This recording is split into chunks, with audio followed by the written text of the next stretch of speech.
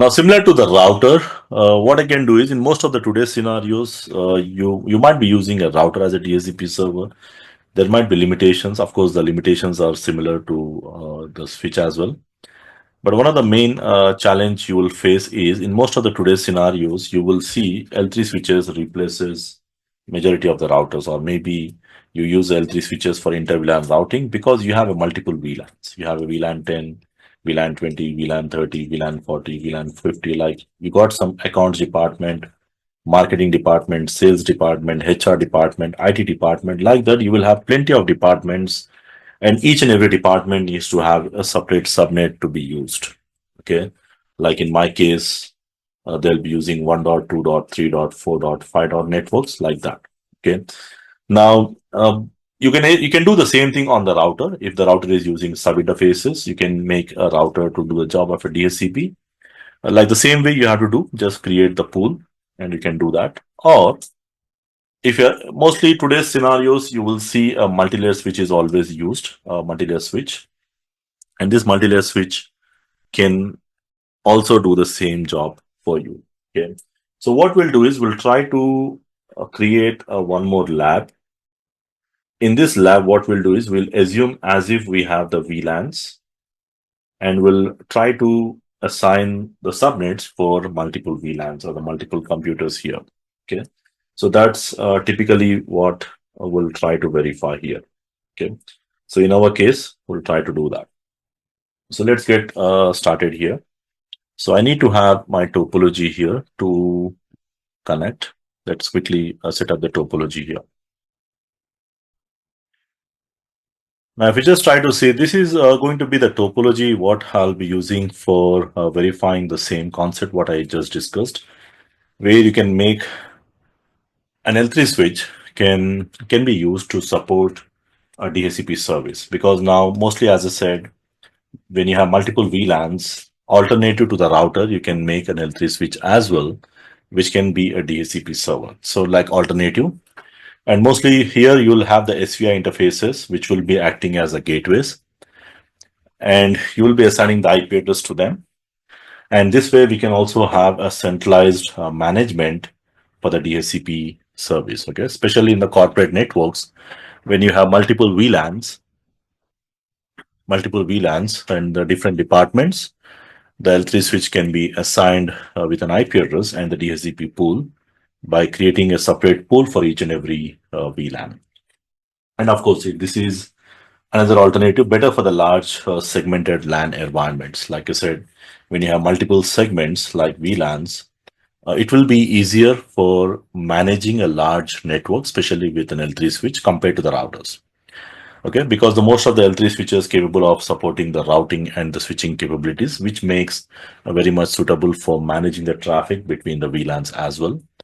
Like a simple example, you can say like enterprise or university network, a campus network in the universities or colleges or any company networks. Like another reason you might be preferring an L3 switch over the router is like that reduces the network congestion by limiting the broadcast, because you'll be having a separate VLANs, so that will minimize the broadcast at the same time, because you have a very small networks like the VLANs minimizes the broadcast, and of course it also do inter-VLAN routing to allow the traffic between multiple VLANs as well. So that is another reason you can say you'll be using an L3 switch. So when you try to compare an L3 switch or you might be using a dedicated Cisco router, both will offer you the same thing, not much difference. But compared to the L3 switch is specially designed for most of the LAN environments where you have multiple VLANs available. That's more suitable, where you can have a separate pool for each and every VLAN. Okay. And of course, the Cisco routers can also be used. It is also more applicable for small to medium organizations, or it can be used in the WAN connections as well. Okay. And compared to the L3 switches generally have redundancy options as per the LAN designs. That is one additional benefit we can get. Okay. So when I use an L3 switch, you can use like mostly in a campus networks with the multiple VLANs, you will be using an L3 switch. Of course, when you don't have a Cisco router, you can use that. Routers are more applicable on a small size environments. Slightly a bigger environments, you can use an L3 switch. But again, in a very big networks, you will be using a dedicated server, which will be handling all these things. Okay. Now to verify these things, like I have a topology where I will be making this switch will be configured in multiple VLANs. So if I verify, I don't have the VLANs also. So I'm going to do all the configurations from the beginning, and we'll make sure that these devices here will be in the VLAN 10 and these two in the VLAN 20. And then this particular switch is going to act as a DHCP server. Okay, so we'll go back to our topology. This is how it's going to be in terms of configuration. So let's try to see the configuration. Configurations, it's more like a normal configurations we do, the prerequisites, like we'll assign port number 1 and 2 in the VLAN 10. We know these configuration commands, switch port access VLAN 10. And also we'll assign the ports 3 and 4 in the VLAN 20. So I do have the port number 3 and 4 in the VLAN 20 like that. So there's the first thing. And the second thing, we need to create the VLANs and assign the ports. And the next thing, we need to assign the SVI interfaces. If you remember, the SVIs are the gateways for the VLANs, just like we have a default gateway. In our case, the SVI interfaces will act as a gateway. So we need to assign the gateway. So these are all basic switching things, which I expect you to know the basic VLAN configurations from the CCNA studies. And the next thing, what we'll be doing is we'll be configuring the DHCP pool. So I'm expecting this particular, I need to create two pools because we have one pool for the VLAN 10.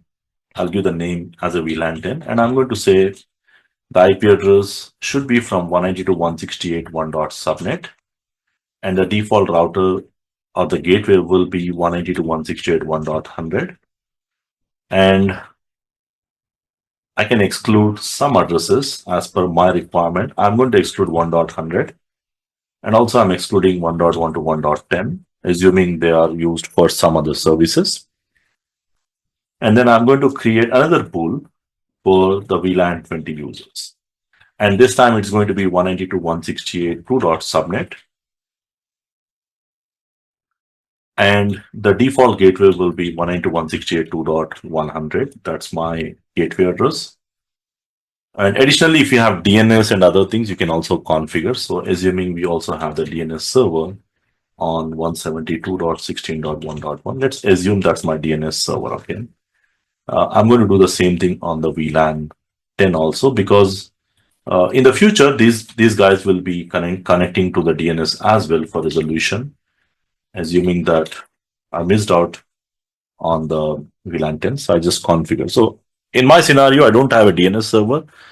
Typically, whatever the address of the DNS server, we have to assign that address. And additionally, whatever the addresses you want to exclude, I want to exclude 2.100, 2.1 to 2.10 or 11 or any address. You can just say, let's say 15. I'm excluding till 15 or any range. So now this is more like a similar configuration because this is completely based on the IBase. So if you say show run section DHCP, to verify the configurations, we do have the DHCP pool for the VLAN 10, and also we have the DHCP pool for the VLAN 20. And of course, we configure the gateways. So I'm expecting the clients must be getting the IP address depending upon which VLAN they actually belongs to. So these two computers will be in the VLAN 20. So which means they will connect to the VLAN 20 gateway and expecting the IP address from the VLAN 20. And these two computers will be in the VLAN 10, connecting to the VLAN 10 gateway and expecting the IP address based on the same subnet which they connect. So we'll go back and simply say obtain the IP dynamically. So you should see it's getting the IP 1.11. And likewise, I'm expecting the same thing, the IP from 1.12.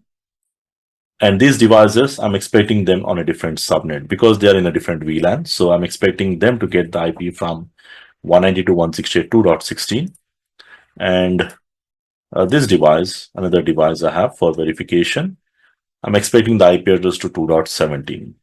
Okay, so if you go back and verify the pool, the configurations, like I'm going to say show IP DHCP pool. We do have two pools created, one for the VLAN 10 and one for the VLAN 20. And out of total addresses, there has been two addresses which has been leased out, and there has been four addresses which are excluded. And if I say show IP DHCP bindings, I should be able to see the IP addresses which has been allocated and what are the MAC addresses. Okay, now these informations will be useful in the later on if you are implementing some security features like DHCP snooping and other things. Later on, this database can be used. Okay. Now this is more or less similar configuration. So if you want to elaborate the lab, you can just add more and more computers, like add two computers in VLAN 30, VLAN 40, VLAN 50, and you can create a separate pool and just go and assign the IP addresses as you want. Okay. So this is more like the similar configurations what we did, but the only difference is we are trying to change the scenario here a little bit, assuming that because most of the time in the production network, you don't have just one single LAN, you will have multiple VLANs. Okay. Now, one more thing, what I can add on to this based on the previous lab, I can just use this router as a DHCP client. Okay. So as per my topology, the same thing as we did on the routers. So I'm expecting this IP address should be 10.002, and this is going to be 10.001, and it is going to get an IP from the DHCP server, where this is my DHCP server giving the IP address to the client. Now, how to do that? It's the same thing what we did on the other side. So make sure that that interface, port number 20, is already pre-configured with IP address. Now, if you know, there is a switch port command you have to add, because normally these ports are the layer 2 ports, and that ports needs to change to the layer 3 in order to get the IP address. So we don't configure the trunk here, but you just need to use the IP address, and whatever the IP you have decided, like I'm using 10.002 with a /24 IP. And I'm going to create a pool saying that this is for the WAN IP or the WAN router 2 or router 1. And I'm going to say it's going to use the 10.net subnet, and the default router is my own address. And I'm going to exclude my own address, 10.002, which means it must be getting a 10.001. And any more addresses you can also exclude and you can verify. So if you see here on the router side, what I have to do, I have to make the interface up. That's the first thing.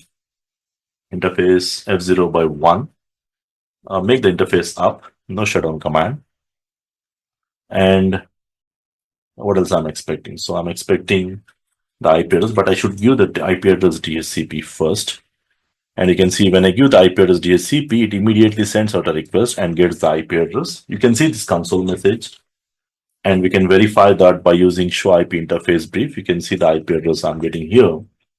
And likewise, if I try to verify the reachability, we do have the reachability. So you can assume a scenario where you can see the same thing. Instead of using a dedicated Cisco router, we can also use the switch, which will be assigning the IP address to VLAN 10 from 192.168.1.subnet, and the VLAN 20 for 192.168.2.subnet, also assigning a separate subnet for this. So like that, the number of connections you add, the number of VLANs you add, you can just go ahead and create the pools and get the IP address to the client. So this is something, the same example what we did with the L3 switches here.